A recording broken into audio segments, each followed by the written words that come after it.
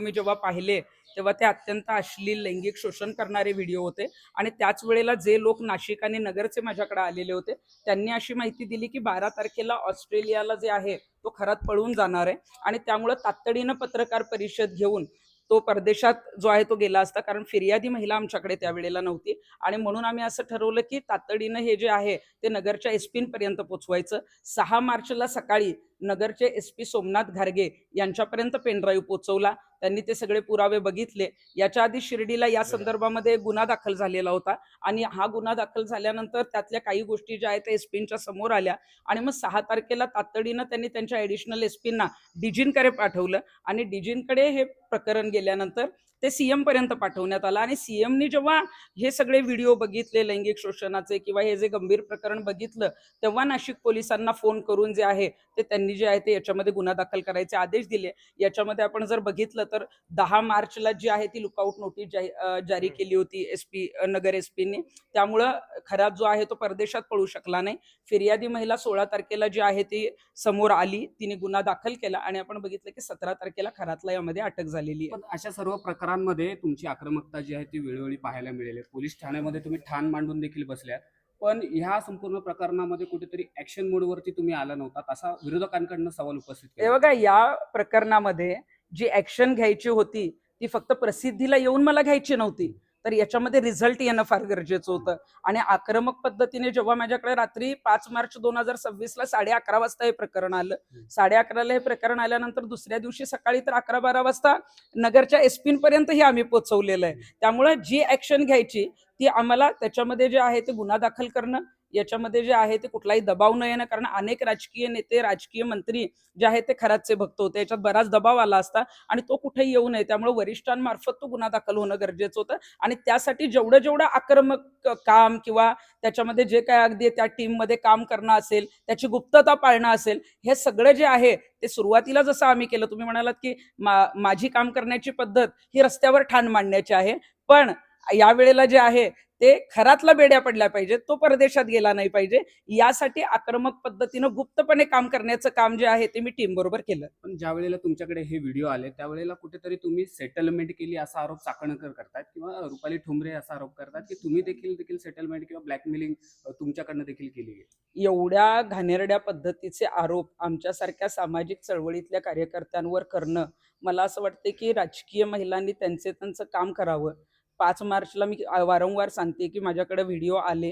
5 मार्चला व्हिडिओ आल्यानंतर खरातला बेड्या कशा ठोकायच्या यासाठी जे आहे ते आम्ही पुढाकार घेतला. संबंधित पोलिसांकडे गेलो, शासकीय यंत्रणेकडे गेलो आणि मग यामध्ये आपण आता बघतोय की हा रिझल्ट जो आहे ना, की आज खरातला रडायला लागलं. त्याला जे आहे आपण बघितलं असेल की कायद्याचा जिल्हा नाशिक जे आहे ते नाशिक जो आहे तो कायद्याचा बालेकिल्ला हे जे बनायला लागलं ना, याच्यासाठी जो पुढाकार घेतलाय तो तृप्ती देसाईने घेतलाय. त्यामुळे तृप्ती देसाईने आतापर्यंत जे जे काम केले ते प्रामाणिकपणे केलेलं आहे, चळवळीत काम केलेलं आहे. एवढा स्वार्थ कधी जर मला वाटत असता किंवा अशा पद्धतीची कामं करायची असते तर मी 10 वर्षापूर्वीच राजकारणात गेले असते. त्यामुळे मी प्रामाणिक काम करणारी कार्यकर्ती आहे आणि मला असं वाटतंय की या संदर्भात कुणाला उत्तरं देण्यापेक्षा ज्या पोलिसांपर्यंत हे प्रकरण पोहोचवलं किंवा मुख्यमंत्र्यांपर्यंत पोहोचवलं किंवा आता SIT जी स्थापन झाली आहे, पोलिसांना आणि मुख्यमंत्र्यांना सगळी सत्य परिस्थिती माहिती आहे. त्यामुळे कुणीतरी काहीतरी आरोप करतं जे कुठल्या मोठ्या पदावर पण नाहीयेत, ज्यांचं पद काढून घेतलेलं आहे, अशा लोकांनी फक्त आमच्यावर आरोप करायचे कारण त्यांना पद पाहिजे. तर मला असं वाटतं की त्यांनी ते मिळणार नाही. त्यांची तक्रार सुद्धा मी केलेली आहे. जेव्हा आम्ही त्या गावात पोहोचलो, गावकऱ्यांशी जेव्हा आम्ही बातचीत केली, त्यांचं म्हणणं असं होतं की शनिवार रविवारी घरात इथे असायचा, अनेक राजकीय नेते VIP लोक इथे यायचे. त्या दरम्यान गावकऱ्यांना ह्या मंदिरात प्रवेश दिला जात नव्हता. त्यांना मंदिरापासून लांब ठेवलं जात होतं. राजकीय दबाव आणला जात होता. गावकऱ्यांचा देखील अनेकदा खरात सोबत वाद झालेले आहेत. आणि जेव्हा हा वाद पोलीस स्टेशनला पोहोचायचा तेव्हा पोलीस स्टेशनमध्ये राजकीय नेत्यांचा फोन जात होता आणि तिथनं खराची सुटका व्हायची. कुठेतरी या खरातने राजकीय फायदा देखील मोठ्या प्रमाणात घेतला. हो, राजकीय गैरफायदाच घेतलेला आहे बराच. म्हणजे खरातला राजकीय लोकांचा आशीर्वाद होता. खरातने आपण जर बघितलं शनिवार रविवार यांच्याकडे कोण लोक यायची, मग ती फक्त दर्शनाला यायची का राजकीय लोक किंवा जी काही सरकारी अधिकारी आहेत यांची पार्टनरशिप आहे का? अनेक व्यवहारात या गोष्टी समोर येणार आहेत आणि गावकऱ्यांना मग तुम्ही शनिवार रविवार तुमच्याकडे किती मोठी लोक आली तरी ज्या गावात हे मंदिर आहे, जे गावकरी आहेत त्यांना तुम्ही बाहेर ठेवताय. आणि वावी पोलीस स्टेशनला तर मला वाटतं की जो गुन्हा 29 डिसेंबरला दाखल झालेला होता त्याच्यामध्ये त्यावेळेलाच हे पेनड्राईव्ह आमच्यापर्यंत पोहोचणार होते. परंतु त्यावेळेला या भागातले जे IG आहेत त्यांनी आणि काही LCB अधिकारी आहेत त्यांनी कुठेतरी दबाव आणून हे प्रकरण जे आहे ते आपण बघितलं असेल की 29/12 एक गुन्हा दाखल झाला आणि IG दत्तात्रय कराळेंमुळे हे जे व्हिडिओ आहेत जे आमच्यापर्यंत पोहोचणार होते ते पोहोचू शकले नाही. तो उशीर झाला आणि म्हणूनच 4 महिने उशिरा म्हणजे 5 मार्चला आमच्याकडे ते व्हिडिओ पोहोचले. ते शेवटचा प्रश्न, आता तुम्ही SIT टीमची देखील भेट घेणार आहात, काय पुढचा पाठपुरावा असणार या संपूर्ण प्रकरणात? या संदर्भामध्ये SITच्या ज्या आता प्रमुख आहेत तेजस्विनी सातपुते अत्यंत डॅशिंग पोलीस अधिकारी आहेत. त्यांनी साताऱ्याला SP म्हणून खूप चांगलं काम केलंय, सोलापूरला खूप चांगलं काम केलेलं आहे आणि मला असं वाटतं की मुख्यमंत्र्यांनी खूप चांगल्या पद्धतीनं त्यांच्यावर जी जबाबदारी दिलेली आहे तर आमची त्यांच्याकडून एवढीच अपेक्षा आहे की याच्यामध्ये कुठेही कमी पडता कामा नये. जेवढे काही स्टेटमेंट आता रेकॉर्ड होत आहेत परंतु काही जे आहेत ते फिर्यादी येत आहेत, फिर्यादी दाखल पण होत आहेत, परंतु ही जी टोळी आहे या टोळीतले जेवढे जेवढे सदस्य आहेत त्यांची लवकरात लवकर चौकशी करून याच्यामध्ये मकोका अंतर्गत कारवाई झाली पाहिजे आणि या सगळ्या टोळीला जे आहे ते जेरबंद केलं पाहिजे. नक्कीच राजकीय नेते देखील या मंदिरात आलेले आहेत. जादूटोण्याचे प्रकार इथं देखील मोठ्या प्रमाणात घडलेले आहेत.